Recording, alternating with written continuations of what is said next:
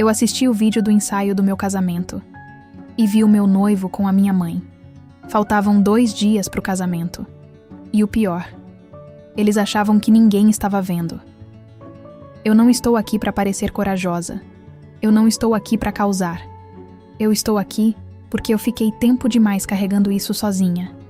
E chegou um ponto em que carregar em silêncio começou a pesar mais do que contar. Tudo começa com um vídeo. Um vídeo que deveria ser leve. Só mais uma revisão antes do grande dia. Eu deveria estar assistindo aquilo com aquela ansiedade boa de quem está há 2 dias de realizar um sonho. Mas não foi isso que aconteceu.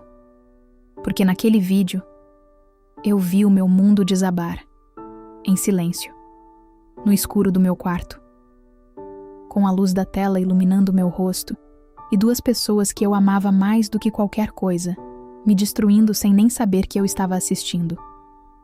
Se você ficar até o fim dessa história, você vai entender por que eu fiz o que eu fiz. E talvez você também entenda uma coisa sobre você mesmo, sobre o que a gente escolhe ver e sobre o que a gente escolhe ignorar. Para você entender o que aconteceu, você precisa entender quem essas pessoas eram para mim. Não o que elas fizeram. Quem elas eram, porque o que elas fizeram, qualquer um consegue julgar. Mas quem elas eram é o que torna tudo isso tão difícil de aceitar. Minha mãe sempre foi o tipo de pessoa que muda o ambiente quando entra. Não de forma barulhenta, de forma magnética. Ela olha para você como se você fosse a única pessoa na sala. Como se o que você está dizendo realmente importasse. E isso nunca foi falso. Esse sempre foi o jeito dela. Eu me lembro de uma noite... Eu devia ter uns 8 anos. Eu tinha levado uma bronca na escola. Uma coisa boba. Uma briga com uma amiga. Mas pra mim, era o fim do mundo. Eu cheguei em casa esperando outra bronca. E em vez disso, ela sentou no chão do meu quarto. No chão. Do lado de mim. E ficou ali, ouvindo cada detalhe daquela história de criança, como se fosse a coisa mais importante que ela já tinha ouvido. Eu nunca esqueci isso, porque naquele momento, eu entendi o que era se sentir vista de verdade. Crescendo, a gente ficou ainda mais próxima. Mais do que mãe e filha. A gente virou confidente. Eu contava pra ela coisas que eu não contava pra ninguém. Medos, inseguranças, sonhos que eu tinha vergonha de dizer em voz alta, e ela sempre sabia exatamente o que falar. Sempre me fazia sentir menos sozinha. E foi exatamente isso que tornou tudo mais devastador. Porque não era uma mãe distante que fez isso. Não era uma relação já complicada. Era ela. A pessoa que eu mais confiava no mundo. E tem uma coisa cruel em descobrir que a pessoa que te ensinou sobre lealdade era a última a praticar. O Lucas entrou na minha vida 3 anos antes do casamento. E eu vou ser honesta. Foi rápido. Eu me apaixonei rápido. Mas não foi aquela paixão de filme. Não foi trovão e relâmpago. Foi algo mais quieto. Mais constante. Do tipo que vai chegando devagar. E um dia você percebe que não consegue mais imaginar a vida sem aquela pessoa. Ele era atencioso de um jeito que eu nunca tinha encontrado antes. Não de forma performática. De forma real. Ele lembrava de coisas pequenas. Do nome da minha avó. Da música que eu disse que me fazia chorar. Do jeito que eu gosto do café. Sem eu precisar repetir. Sem eu precisar pedir. Ele simplesmente prestava atenção. E para uma pessoa que passou a vida inteira querendo ser ouvida de verdade, aquilo era tudo.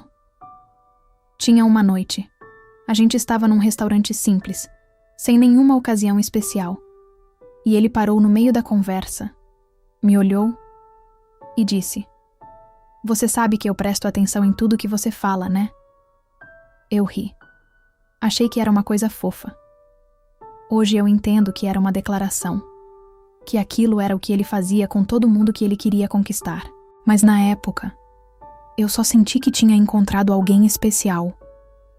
Quando eu apresentei ele para minha mãe, ela adorou. E eu fiquei feliz, porque as 2 pessoas mais importantes da minha vida se davam bem, Eu achei que era sorte, que era raro, que era o encaixe perfeito. Mas hoje eu vejo o que não vi na época. Ela não se aproximou dele como uma mãe se aproxima do namorado da filha. Ela se aproximou de outro jeito, com uma atenção que não era maternal, com um interesse que não era sobre mim. E eu não quis ver. Mas tem uma coisa que eu nunca contei pra ninguém. Uns 4 meses antes do casamento, eu tive um sonho. Um desses sonhos que parecem reais demais. Eu estava no meu próprio casamento. E quando o noivo virou pra mim no altar, não era o Lucas. Era um rosto sem feição, uma presença estranha. E eu acordei com o coração disparado. Deitei de volta e pensei: é só ansiedade de casamento. É normal. Todo mundo tem. Mas hoje eu sei que não era ansiedade. Era o meu instinto gritando. E eu abafei. Coloquei o travesseiro em cima e voltei a dormir. Essa é a parte mais difícil de contar. Não o que eles fizeram. O que eu escolhi não ver. Os sinais estavam lá. Não todos de uma vez, mas estavam. E eu ignorei um por um, com uma facilidade que hoje me assusta. Teve uma noite, uns 8 meses antes do casamento, que eu liguei para minha mãe e ela não atendeu. Quando ela retornou, estava diferente, agitada, com aquela voz de quem acabou de chegar de algum lugar. Quando perguntei onde ela estava, ela hesitou. Foi rápido, mas eu senti. E mesmo assim, eu disse para mim mesma que estava sendo paranoica. E segui em frente. Teve um jantar. Eu levantei para ir ao banheiro. Quando voltei, os dois estavam conversando baixo. E pararam na hora que eu cheguei. Rápido demais. Ele disse que era sobre o casamento. Eu sorri, aceitei e mudei de assunto. Teve o celular virado para baixo na mesa. O jeito que ele pegou rápido demais quando eu me aproximei. E teve um momento que até hoje não sai da minha cabeça. Eu estava na sala e eles dois estavam na varanda, conversando. E eu fiquei observando pelo vidro por um instante. Não porque desconfiava, mas porque o quadro me chamou a atenção. O jeito deles conversarem, natural demais, confortável demais, com aquela proximidade que se constrói com o tempo, com segredos. E eu senti alguma coisa. Mas eu entrei na cozinha, peguei um copo d'água e deixei aquela sensação morrer sozinha, porque entender o que eu estava sentindo significava mudar tudo. E eu não estava pronta. Eu estava no meio do planejamento do casamento. Vestido escolhido, igreja marcada, convites enviados, lua de mel reservada. A minha vida inteira organizada em torno daquele dia. E eu escolhi proteger aquele dia, em vez de me proteger. Isso é o que a negação faz com a gente. Você não ignora tudo de uma vez. Você ignora em pequenas decisões, pequenos silêncios, pequenas escolhas de mudar de assunto, até que não dá mais para ignorar. Era uma quinta-feira à noite. O ensaio tinha acabado horas antes. Todo mundo tinha ido embora animado. Eu estava em casa, de pijama, com um copo de chá na mão, achando que ia assistir só um pedaço e dormir cedo. A câmera tinha ficado ligada depois que todo mundo foi embora. Quase 40 minutos de salão vazio. Eu quase pulei essa parte. Quase. Mas no canto da tela, eu vi movimento. E reconheci os dois na hora. Lucas. E a minha mãe. Eu não pausei. Eu não pensei. Eu só continuei assistindo. Porque uma parte de mim já sabia. Antes mesmo de aceitar.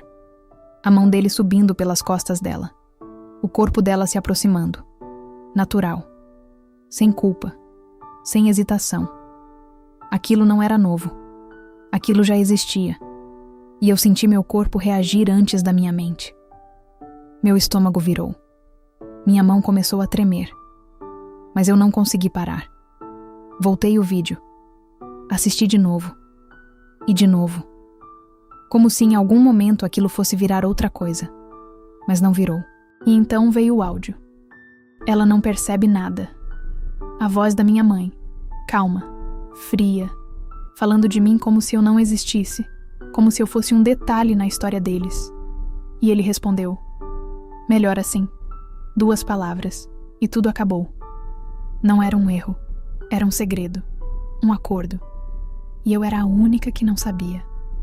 Eu fechei o notebook. Fui até o banheiro. Me olhei no espelho por um longo tempo. E me fiz uma pergunta que eu ainda carrego. Quem era aquela pessoa que eu estava vendo? A noiva feliz de 2 dias atrás? Ou a mulher que finalmente estava enxergando? Naquela noite, eu escolhi ser a segunda. Eu não dormi. Mas não fiquei chorando. Fiquei pensando, calculando. Porque eu sabia que a minha reação ia definir tudo o que viria depois. E eu não queria reagir. Eu queria agir. Eu tomei uma decisão muito clara naquela madrugada. Eu não ia confrontar em particular. Não ia mandar mensagem. Não ia dar a eles a chance de construir uma versão da história antes que alguém soubesse da minha. Se eles tinham um segredo, a verdade também ia ter uma plateia. Nos 2 dias seguintes, eu vivi uma vida que não era minha. Sorri nas fotos. Abracei minha mãe quando ela ajustou meu véu. Deixei ele me beijar na testa como se nada tivesse mudado. Mas por dentro, eu estava fria, observando cada detalhe. O jeito que ela desviava o olhar quando ele entrava na sala. A forma como os dois ocupavam o mesmo espaço, com uma naturalidade que eu nunca tinha reparado antes. Como alguém consegue ser tão leve, carregando algo tão pesado?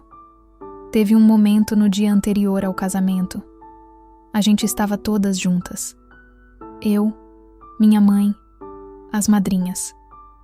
E ela foi até mim, segurou meu rosto nas mãos e disse: "Você vai ser tão feliz", com lágrimas nos olhos.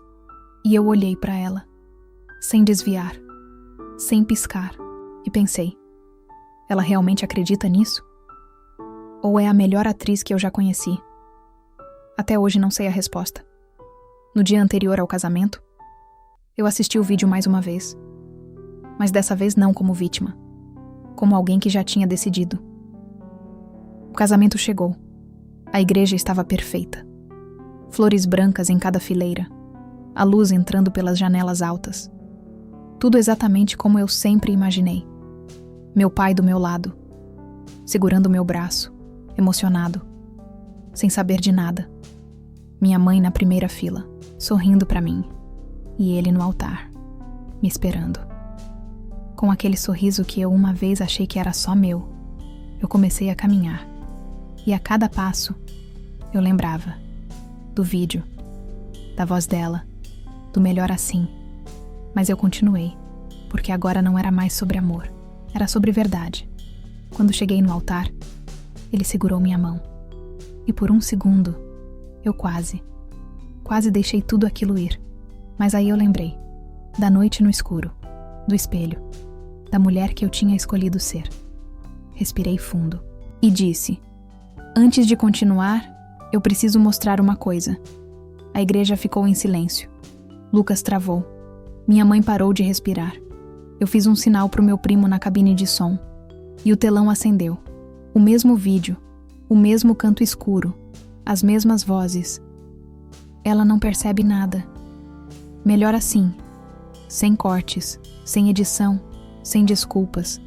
Na frente de todo mundo que eu amava. O silêncio foi o mais alto que eu já ouvi na minha vida. Eu olhei para ele. Ele não conseguia me encarar. Olhei para ela e pela primeira vez em tudo aquilo, vi medo no rosto da minha mãe. Mas já era tarde. Eu tirei o véu. Olhei para todos na igreja e disse: "Agora vocês sabem." E fui embora, sem olhar para trás. Hoje eu não falo com nenhum dos dois e não sinto falta.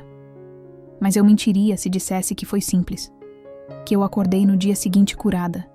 Que a dor passou rápido. Não passou. Tem dias que eu ainda processo tudo de novo. Não a traição. Isso eu já deixei para trás. O que fica é a pergunta sobre mim mesma. Como eu não vi antes? E tem outra pergunta que ficou por muito tempo. E agora? Porque quando você sai de um casamento que não aconteceu, Você não sai só sem um noivo. Você sai sem um plano, sem a versão do futuro que você tinha construído, sem a família que você imaginava ter. E isso, ninguém te prepara para isso. Eu passei meses reconstruindo coisas que eu nem sabia que tinham desmoronado. A confiança nas pessoas. A certeza de que eu merecia algo real. A coragem de acreditar de novo. Não foi rápido. Não foi linear. Mas foi meu. E a resposta que eu encontrei, depois de muito tempo, é que eu vi. Eu só escolhi não enxergar, porque enxergar significava mudar, e mudar assustava mais do que a mentira. Mas sabe o que eu aprendi com tudo isso? Que o silêncio não protege ninguém. Ele só adia o inevitável. E quanto mais você adia, mais caro fica o preço quando a conta chega. Eu aprendi que a gente merece relacionamentos onde não precisa ignorar o próprio instinto, onde não precisa convencer a si mesmo de que está sendo paranoico, onde a paz que você sente é real, não construída em cima de perguntas que você teve medo de fazer. Naquele dia na igreja, eu perdi 2 pessoas, mas recuperei a única que importava, a mim mesma. E hoje eu sou mais honesta, comigo, com o que eu sinto, com o que eu vejo. Porque eu aprendi da forma mais dura possível, que fingir que não vê não faz a coisa sumir, só faz ela crescer no escuro.